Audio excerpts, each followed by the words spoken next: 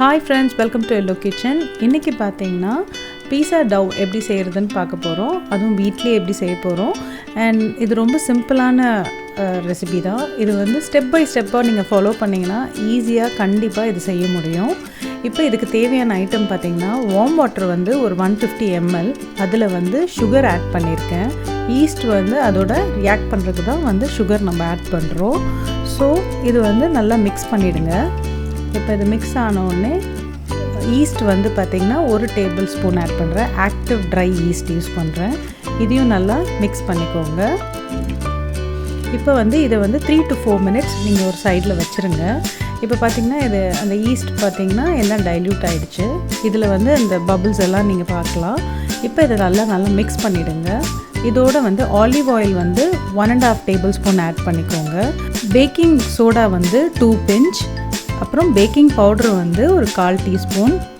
இது ரெண்டுத்தையும் நல்லா மிக்ஸ் பண்ணிவிடுங்க. இப்போ பார்த்தீங்கன்னா பீஸா சீசனிங் இது தான் நான் யூஸ் பண்ண போகிறேன். அப்புறம் இந்த மாதிரி ஷாஷெட் வந்து பீஸா வாங்கினா கிடைக்கும். அப்புறம் இது வந்து கார்லிக் ஹர்ப். இப்போ இதில் எது இருக்கோ நீங்கள் அதை யூஸ் பண்ணிக்கலாம் உங்கள்கிட்ட.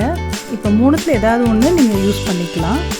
இப்போ வந்து மைதா வந்து 1 கப்பு, அப்புறம் அதுக்கு தேவையான அளவு நான் சால்ட் யூஸ் பண்ணுறேன். இப்போ இதை நல்லா மிக்ஸ் பண்ணிவிடுங்க. அப்புறம் பீஸா சீசனிங் வந்து இதோட ஆட் பண்ணிக்கோங்க.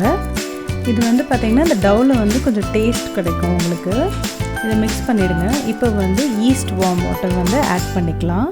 நீங்கள் வந்து கொஞ்சம் கொஞ்சமாக வாட்டர் ஆட் பண்ணி மிக்ஸ் பண்ணுங்கள். இப்போ ஃபைனலாக எல்லாத்தையுமே நீங்கள் அதை ஊற்றிடலாம். இப்போ இதை வந்து நீங்கள் நல்லா ஸ்மூத்தாக மிக்ஸ் பண்ணணும். இப்போ பார்த்தீங்கன்னா இது நல்லா இந்த வாட்டர் வந்து அப்சர்வ் ஆகிடுச்சு மாவில் பார்த்திங்கன்னா. இப்போ இந்த மாவு வந்து ஆல்மோஸ்ட் சப்பாத்தி மாவு மாதிரி இருக்கும் பார்க்க. இதை வந்து பிசையணும் இன்னும். அண்ட் லைட்டாக வாட்டர் கண்டென்ட் லைட்டாக இருக்கும் இது. இப்போ பார்த்தீங்கன்னா இது மாதிரி ஸ்டிக்கியாக இருக்கும். இந்த டைமில் நீங்கள் கொஞ்சோண்டு மைதா மாவு வந்து இதில் தூவிட்டு அதை பிசைஞ்சிருங்க. இப்போ பாருங்கள், இந்த மாதிரி நீங்கள் சாஃப்டாக பிசையணும். மெயினாக ரொம்ப இம்பார்ட்டன்ட் என்னதுன்னா நீங்கள் நல்லா சாஃப்டாக பிசைகிறது தான் ரொம்ப இம்பார்ட்டன்ட். இப்போ பாருங்கள், அது ரொம்ப சாஃப்டாக ஸ்மூத்தாக இருக்கும். இந்த மாதிரி நீங்கள் ஃபோல்ட் பண்ணணும் மெயினாக. இப்போ வந்து ஆலிவ் ஆயில் வந்து 1 டீஸ்பூன் ஆட் பண்ணுறேன்.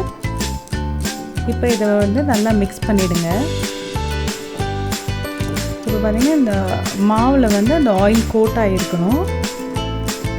இந்த மாதிரி கோட் ஆகிருக்கணும். ஸோ இப்போ இது வந்து இந்த மாவு ரெடி ஆகிடுச்சு. இதை வந்து 1 to 2 hours வந்து ஒரு பாக்ஸில் போட்டு க்ளோஸ் பண்ணி நீங்கள் வச்சிடலாம். அந்த மாவு மேலே லைட்டாக ஆயில் கோட் பண்ணிவிடுங்க. இப்போ இதை பாக்ஸில் க்ளோஸ் பண்ணி வச்சிடலாம். இப்போ இதை பாக்ஸ் ஓப்பன் பண்ணி பார்த்தீங்கன்னா இந்த மாதிரி மாவு வந்து ரைஸ் அப் ஆகிருக்கும். இப்போ இது ரெடி ஆகிடுச்சு. உங்களுக்கு என்னோடய எல்லோ கிச்சன் சேனல் பிடிச்சிருந்தா லைக் பண்ணுங்கள், ஷேர் பண்ணுங்கள், சப்ஸ்கிரைப் பண்ணுங்கள். மறக்காமல் கீழே இருக்க பெல் ஐக்கானை கிளிக் பண்ணுங்கள். தேங்க்யூ.